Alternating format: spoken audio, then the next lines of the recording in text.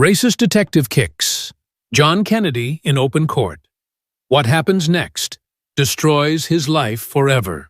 The Louisiana courtroom buzzed with a quiet intensity, the kind that hums beneath the surface when a room full of people senses something big is about to happen. Sunlight poured through the tall windows of courtroom 3B, casting golden streaks across the polished marble floor and the worn wooden benches, where families, reporters, and curious onlookers sat shoulder to shoulder. The air carried the faint scent of old wood and anticipation, as if the walls themselves knew they were about to witness history. Behind the judicial bench sat United States Senator John Neely Kennedy, a man whose reputation for integrity and dogged pursuit of justice had made him a formidable figure in Louisiana and beyond. His presence in this small courtroom was unusual, but Kennedy was no stranger to stepping into the fray when the stakes were high. Today, he was here to oversee a case that had raised red flags in the community. A case involving Malik Thompson, a 15-year-old black teenager charged with disorderly conduct and resisting arrest. The accusations, typed in the sterile language of police reports, bore the name of Detective Ryan Crawford, an officer whose name had surfaced too often in troubling stories. Kennedy adjusted his glasses, his sharp eyes scanning the file before him, his calm demeanor masking the weight of what he had been investigating for months. The heavy courtroom doors swung open, and Detective Ryan Crawford entered with a swagger that filled the space. At 6'2", with a frame built from years of tactical training, Crawford moved like a man who owned every room he entered. His navy blue uniform was pristine, his duty belt clinking softly with each step, a reminder of the power he carried.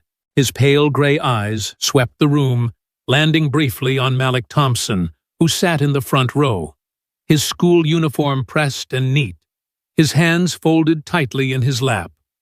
Malik's mother Angela sat beside him, her arm around her son, clutching a folder of his achievements, honor roll, certificates, teacher letters, evidence of a boy whose only offense seemed to be crossing paths with Crawford. When Crawford's gaze shifted to Senator Kennedy, a flicker of dismissiveness crossed his face, as if he saw the senator as a temporary obstacle rather than a serious threat.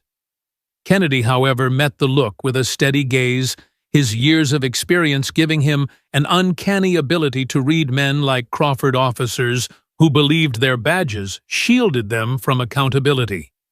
The case was straightforward on paper: Malik Thompson accused of disorderly conduct and resisting lawful commands after an encounter at a bus stop.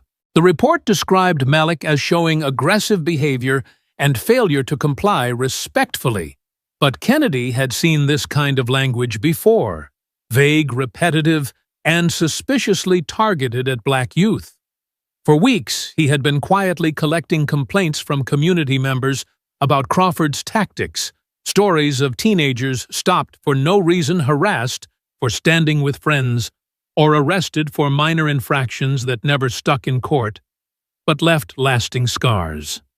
Kennedy's sharp mind had already begun piecing together a pattern. Crawford's arrests overwhelmingly involved black teenagers charged with flimsy offenses that seemed designed to intimidate rather than uphold the law.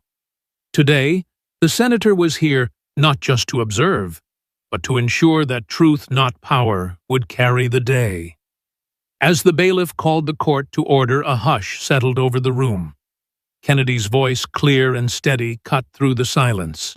"Detective Crawford, please take the stand and describe the events leading to Mr. Thompson's arrest." His tone was professional, but carried the weight of a man who had spent years holding powerful people accountable. Crawford settled into the witness chair with a casual arrogance, his posture relaxed as if he were untouchable. "Senator," he began, his voice smooth but tinged with condescension, "I was on routine patrol in the South Side when I saw a group of kids loitering at the bus stop on 4th and Magnolia. With recent reports of petty crime, I conducted a safety check." Kennedy's pen moved across his notepad, his face unreadable, but his mind was already dissecting the euphemism. Safety check was Crawford's go-to phrase, but to the Southside community it meant harassment, random stops of kids doing nothing wrong. How many kids were in this group? Detective Kennedy asked, his eyes locking onto Crawford's. The detective shifted slightly, still confident but wary. 5, Senator. 4 boys and 1 girl, all around 14 to 17. Kennedy nodded. And only Malik Thompson was arrested. Why, the question was simple but sharp, and the room seemed to lean in. Crawford's composure flickered, his eyes darting to the prosecutor's table for support that didn't come. The others scattered when I approached, he said, his voice tightening. Thompson showed behaviors that needed intervention.